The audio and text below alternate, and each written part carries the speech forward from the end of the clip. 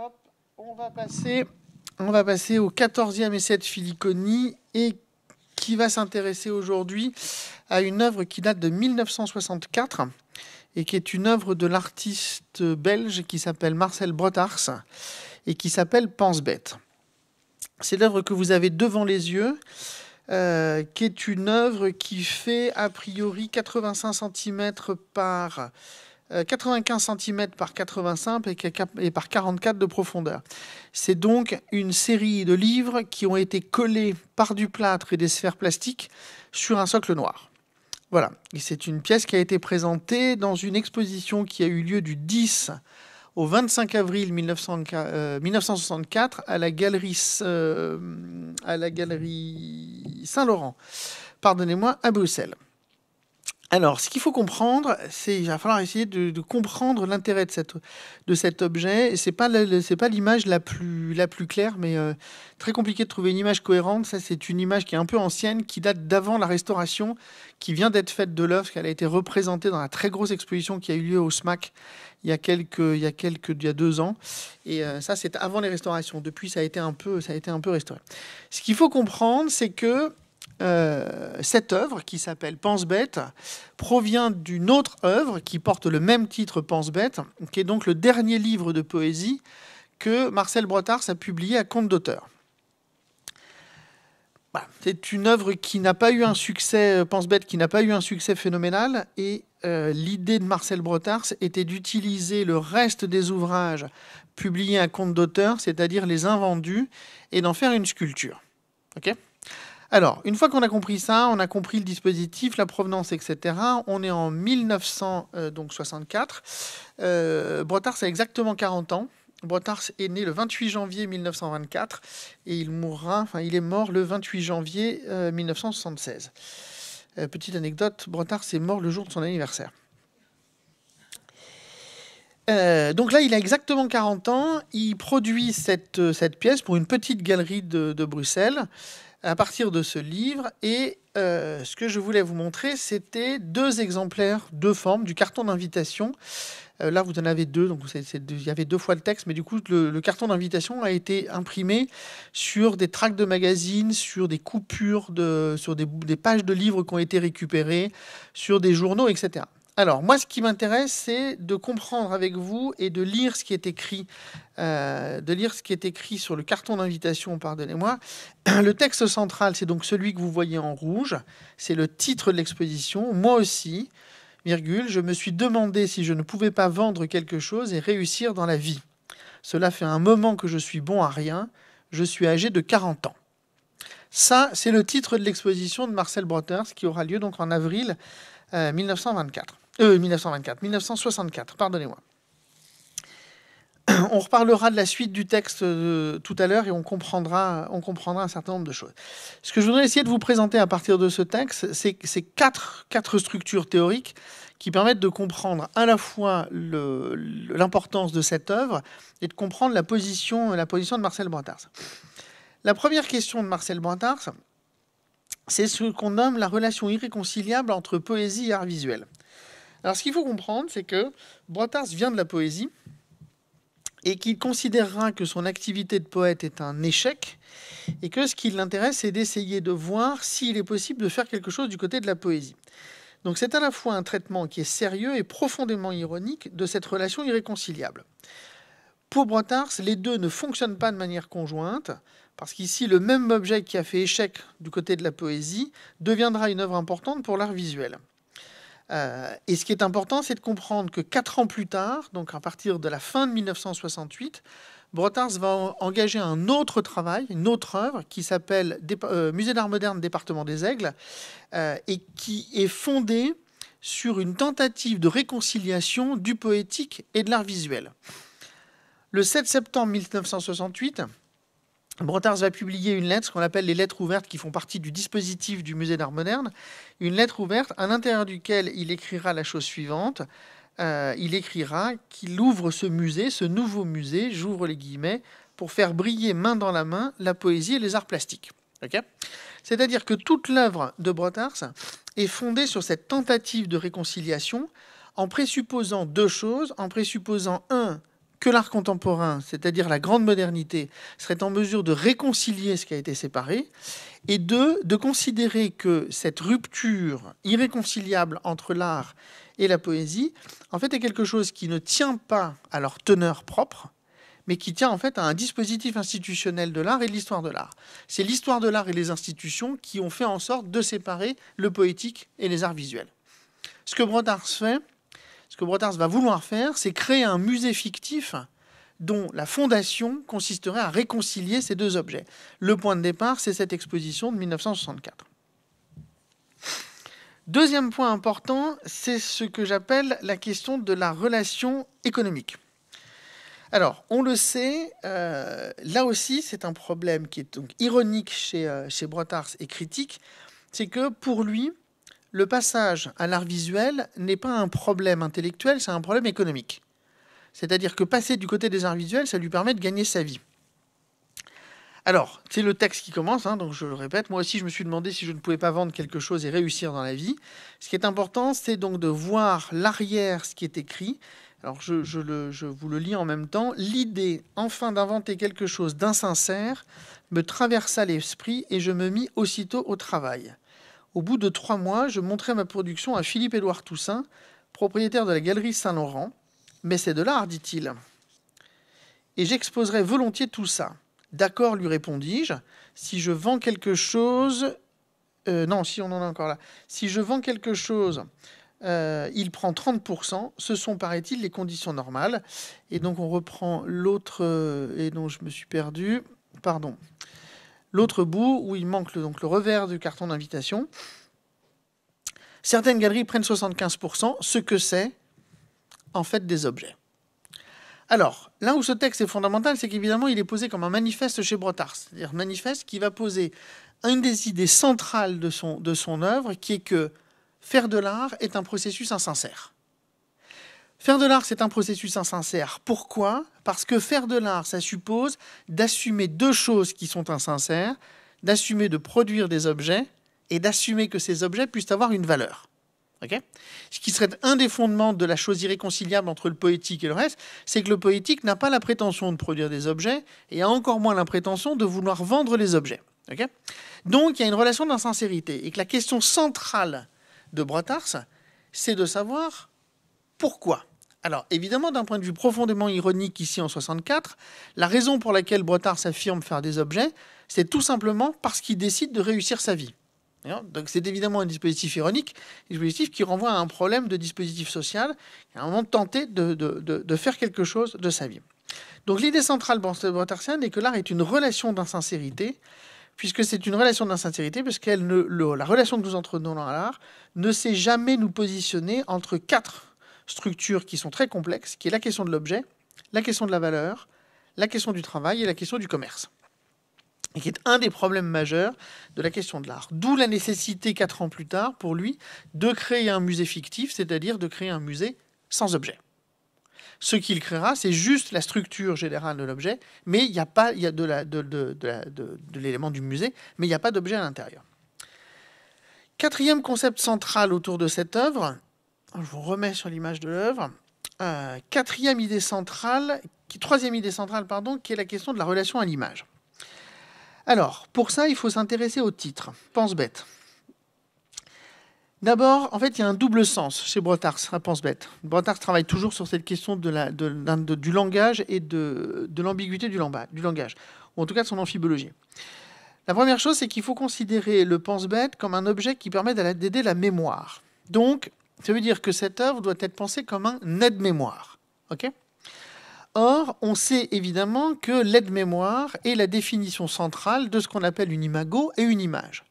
Une image, c'est ce qui préside à cette racine même, c'est-à-dire à produire de la mémoire, mais en tout cas à nous aider à conserver des choses. Donc, il y a quelque chose qui va de cet ordre-là, c'est-à-dire que le recueil de poésie comme Pense bête va passer du côté de l'image, et en tant qu'image, va devenir un aide-mémoire, pour pouvoir produire quelque chose et pour pouvoir nous sortir peut-être d'une situation. On essaiera d'envisager ce qui pourrait arriver. L'œuvre est donc une image et à la fois ce que le poétique ne peut pas faire, puisque le poétique ne peut pas se rendre à cette visibilisation comme image. Et donc ce que gagne l'œuvre, en tant qu'image, c'est de passer, de devenir une œuvre. Donc, il y a quelque chose de fondamental chez Brotars à vouloir produire du visible, c'est-à-dire de sortir de l'expérience de la littérature et du poème pour produire de la visibilité et produire du visible. Okay ? La deuxième chose qu'il faut comprendre, c'est-à-dire qu'on peut entendre le pense-bête d'une autre manière. Et on peut entendre cette chose de manière littérale, qui est que, en fait, cette œuvre pense bête, au sens de pense bêtement. C'est-à-dire que l'œuvre, au sens du mot grec idiotesse, c'est-à-dire qu'elle est au premier degré, c'est-à-dire elle est fondamentalement littérale, et que l'être là, il est sans second degré et sans régime interprétatif. C'est-à-dire c'est juste, techniquement, la sculpture pense bête, de même que peut-être la poésie pourrait penser bête. Et du coup, qu'est-ce que ça veut dire, cette question-là?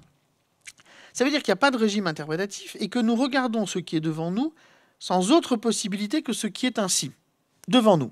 Donc une sorte de structure tautologique. Ce que je vois n'est pas autre chose. Brotars disait toujours, oui, ce sont des livres dans du plâtre.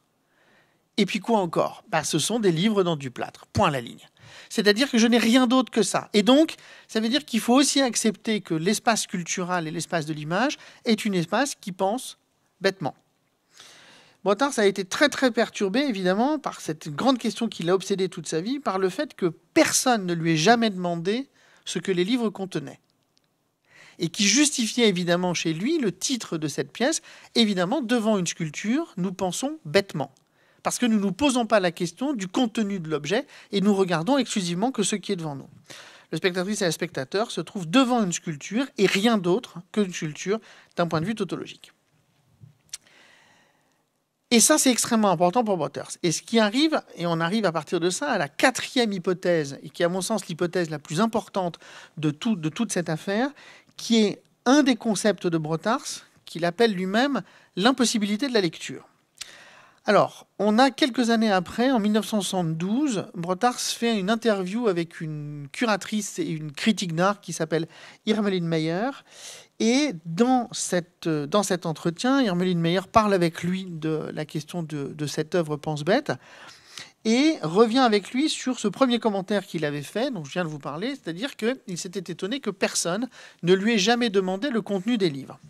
Et à partir de ça, Brotars va théoriser cette question de l'impossibilité de la lecture. L'œuvre impose une relation d'autorité terrible en tant qu'elle interdit deux choses. Elle interdit le contact et donc elle interdit la lecture. Ce qui serait là aussi un des irréconciliables entre la poésie et la sculpture. Tandis que le livre, lui, s'appréhende et s'abîme, on réclame dans la poétique l'idée que le lecteur ou la lectrice abîme le texte. Dans l'histoire de l'art, c'est strictement l'inverse. L'œuvre d'art, elle, ne s'appréhende pas, ne se touche pas et ne s'abîme jamais, parce qu'on ne doit jamais ni la toucher ni la lire. Elle doit rester intacte en tant que telle. Alors ici s'ouvre pour Brotars un des tournants historiques, évidemment, de son œuvre. La relation irréconciliable entre poésie et art se situe là où la poésie est fondée sur une invitation infinie à la lecture, tandis que l'œuvre est fondée sur un interdit de la lecture. D'où le titre Pense bête, comme nous pouvons évidemment penser bêtement devant un objet qui nous interdit le processus. Il a toujours insisté très lourdement, c'est-à-dire sur cette idée qu'il a toujours été, pour lui, ça a toujours été très compliqué de concevoir que aucune des spectatrices, aucun des spectateurs de cette œuvre plastique n'ait jamais demandé ce qu'était dans les livres, n'ait même jamais pris la possibilité de prendre les livres. Parce que dans cette œuvre, on peut prendre les livres. C'est-à-dire qu'il y en a qui sont à l'intérieur, là, que vous pouvez sortir et que vous pouvez prendre. Alors évidemment, aujourd'hui, l'œuvre est conservée sous une cloche de plexi, c'est-à-dire qu'on ne peut plus rien toucher, etc. Mais techniquement, originellement, on pouvait y toucher. Or, Brotars s'était fondamentalement étonné de ça. C'est-à-dire que l'œuvre interdit le contact et interdit la lecture. Et que ça devient un des centres de la théorie de Brotars, un des centres de la pensée de Brotars, qui est qu'il faut réconcilier l'art et la poésie précisément pour réintroduire dans l'histoire de l'art le contact et la lecture. Alors ça va porter un nom chez Brotars, ça s'appelle la critique institutionnelle, c'est-à-dire que petit à petit, Brotars va inventer ce dispositif qui est que faire de l'œuvre, c'est faire en fait une critique institutionnelle, c'est-à-dire empêcher évidemment qu'on nous interdise quoi que ce soit sur le contact avec l'œuvre. Et ce sera ça. Et le musée d'art moderne qui ouvrira, musée d'art moderne département des Aigles, qui ouvrira quelques années après, sera précisément le lieu de cette question-là. Je vous ferai un prochain Filiconi sur le département des Aigles. Donc, 4 concepts centraux chez Brotars, extrêmement importants pour comprendre cette œuvre. Premier concept, qui est la question d'une relation irréconciliable entre art et poésie.